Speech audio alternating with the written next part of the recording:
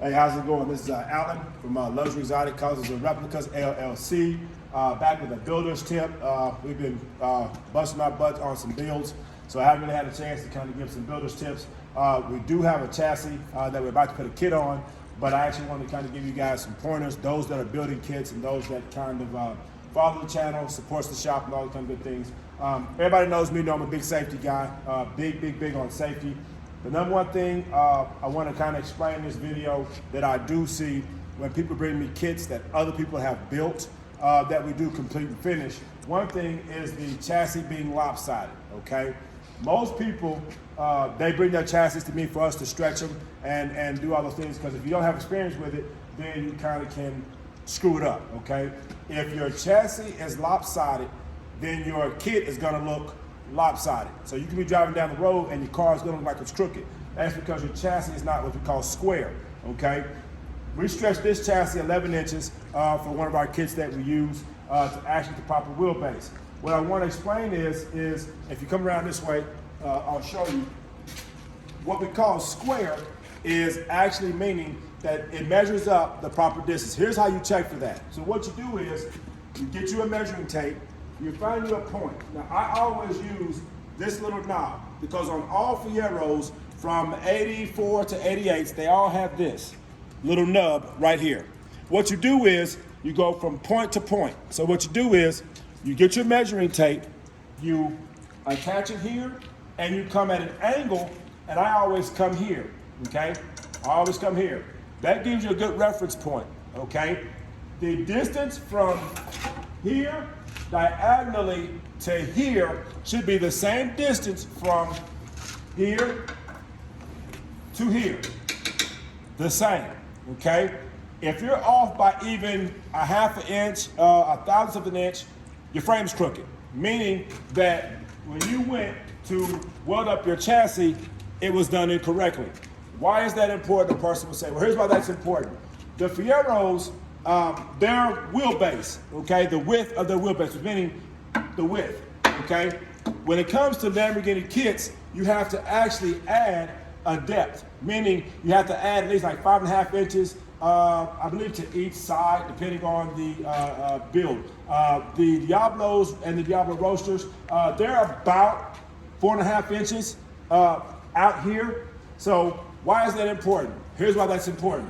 When you go to actually add your spacers and or you go to place your kit on the actual chassis, the hinge points is simply where you fasten the kit to the chassis, okay? If it's crooked and or uneven, what happens is you're gonna be off. And then you're gonna have to cut, rework, and your kit's never gonna look accurate. Your body lines don't line up, your doors won't close properly, your deck lid won't close properly, and then when you go to put your glass in, it may not seem like it. You're like, oh, you know, it ain't a big deal. Well, it is, because what's gonna happen is, as you're going down the road, by the chassis being crooked, it's gonna cause the car to vibrate. No matter what suspension you have on there, the car's gonna vibrate. The rubber around your glass over time is gonna start to weather, it's gonna deteriorate, okay? That glass is gonna get loose, and then those can kind of see where I'm going with that. Boom, there goes your glass. That's one issue. The second issue is when you go to put your engine into the chassis, okay, when you go to mount it up, you're gonna have to do a lot of fabricating, okay? And the number one thing that's the most important, it is your wheel alignments. You're gonna be off. So you're always gonna have a crooked wheel alignment. You can have it aligned 20 times. But if your chassis is not square, okay, your build's gonna be off. This is why stage one takes so much time. This is why you check 4 times, cut once, and then measure 20 more times, okay? Because once you weld it in place, you're kind of there, it's a done deal. Now with Fieros, people always ask me, hey man, why do you guys use Fieros, or why not MR2s or custom chassis?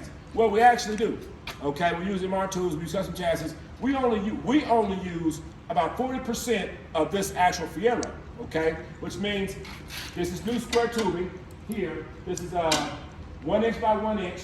This is 1 inch by 3 inch. And then on the bottom there, it's 1 inch by 3 inch on the bottom as well too.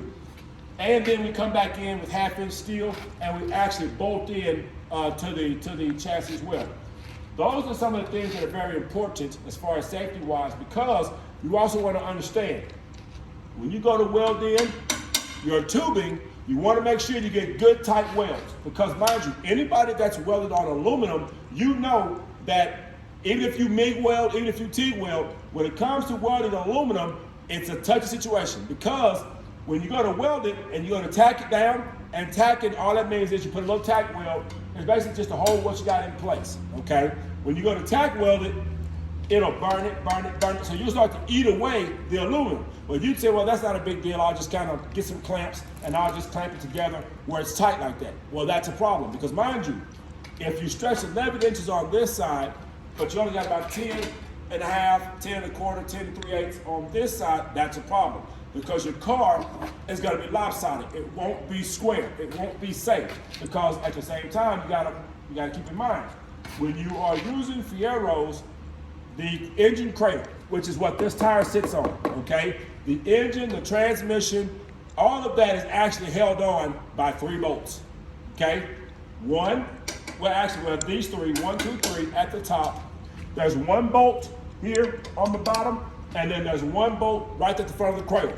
That's all that holds your rear end in place, okay? So when you go to weld, when you go to measure, make sure you check, double check, and you get everything accurate. Now, the one thing you pay attention to is you always treat your metal. Never leave metal untreated, meaning some simple rust control, some simple spray paint, stuff like that, always works pretty good. I always use vinegar and just good old-fashioned elbow grease to get the rust off, okay? When we get some of these kits, some of these donor cars, they be in pretty bad shape. Some of them sit in the mud, they sit out in the field, sit in barns, stuff like that. So we always kind of tear them down and we get them kind of where they want to be. When it comes to your chassis, that's the most important part of your car. The kit itself is actually just decoration, okay? This is the heart and soul of your car. Mind you also, when you go to cut metal, well, aluminum, when you're cutting away the aluminum, always make sure you have something to tie back into. Meaning, this is why I tell everybody in my earlier videos, I'll say, never cut that cab in the middle. This is called the cockpit, okay, or the cab, right there. You never cut that in the middle. Some people are doing that. They're cutting the car in half to stretch it 11 inches, and or for some other cars, 13 inches. So that's not safe, and those ain't wise to do, because Fierros, the fuel tank runs right under the center console right there. So when you go to cut that, you got to actually remount your fuel tank. If you're going to be riding down the road on a tank of gas and it's not secure, that's not really safe to do. So the tip for the day is this: how you check your square. You find a point and you cross measure, okay? Like I stated, if you're off by even the slightest, you got to make the adjustment, because it may not seem like much. You may overlook. You may say, you know what, it's not that important. Well, it is, okay? And I'm going to say this like I always do, because now there are so many gurus and so many people that know so much. I don't know everything. I don't intend to. I don't act like I do. I only know what works and what's been working. So for those people who watch this video and you have a wealth of knowledge, why do you not post videos? That's my challenge for you, because I read the comments and everybody's, and a few people have negative things to say. Here's how I operate, okay? If you see a mistake and you don't tell the person that that's a mistake, you're no better than anybody else, okay? The problem now that I'm starting to see in the replica car world, when did this become a competition, okay? When? I thought it was for the love of the cars. I won't even get into that. What I'm saying is, you can do something for 20 years. It does not mean you were doing it right, okay? You can always learn something better. I do not know everything. I'm always learning. You see, what I am saying is this: for those that put comments on my post, on my videos, if you're not here to give knowledge and share your knowledge, please stay off my post, because like I expressed, I can't express what I would like to because I have to stay professional. But what I will say is this: I will call you on your nonsense. If you're building unsafe cars, I'm talking to you. If you've done something for 20 years because your granddaddy did it, you and your granddaddy are dead wrong, okay? If it's not safe, don't do it. If you have a better way to do something, let's share it. That's why I'm sharing you a little bit of the insides of what we do to our chassis. This is a little bit of insides of how we actually check to make sure we're square. And I'm actually trying to explain to you, hey, when you're welding aluminum, kind of be careful, because mind you, you're welding steel to aluminum. At least you should be, okay? When you are reinforcing your chassis, when you're welding your chassis, make sure you're using hardened steel, okay? Hardened steel. Aluminum is not safe. Aluminum is not safe because the majority of the weight of the car is in the engine bay, which means when you cut this chassis, you got to make sure that you put back something there that's actually solid, strong, and actually going to hold up, okay? Like I expressed, less than 5% of kits stay on the road. If you actually look at some of the kits that are completed, if you pull those kits off and look at the actual framework, you're going to find a very, very, very small percentage that are actually done worth a piss. People go out and spend $30,000 on the engine. What sense does that make if you spend $30,000 on an engine, but what you put the engine on, you only spend $1,000? That's stupid. That's dumb. So getting off of that, back to the issue at hand. Builder's tip, check your square on your chassis. Check your square. Square simply means square. Check your square. And you go from point to point. If there is another way to check it, by all means, I'm open. I've done it this way. Some of the older guys that I know have done it this way, and we've always had success doing it this way. So I will say that. I do try to give insight and info. I do build kits. I do sell kits. There are some things I won't disclose, as everybody knows. But safety-wise, I will, okay? Safety, safety, safety, safety, safety. And another thing that most people don't look at, and here's the thing that I want you to pay attention to. This car is an older car. Most of the donors are older cars. They have what's called rust, okay? If you do not get all the sharp, when you cut aluminum, you're gonna have metal that sticks out, okay? Take a hammer, knock that metal down. Never leave sharp points, because what happens is, let's say your kit's on here, and you go to get an oil change, and the person who built your kit didn't pay attention to the metal and stuff sticking out. When that mechanic goes in there, oh crap, just cut his arm. Now he's got tetanus. So that's what I want you to pay attention to. So that kind of stuff, when you are preparing your chassis, take your time. But if you're preparing your chassis, pay attention to detail. If you need help, call me, let me know, send me a message, I'll be happy to help you. This is Alan from Luxury Exotic Customs and Replicas, LLC. That's just a little builder's tip.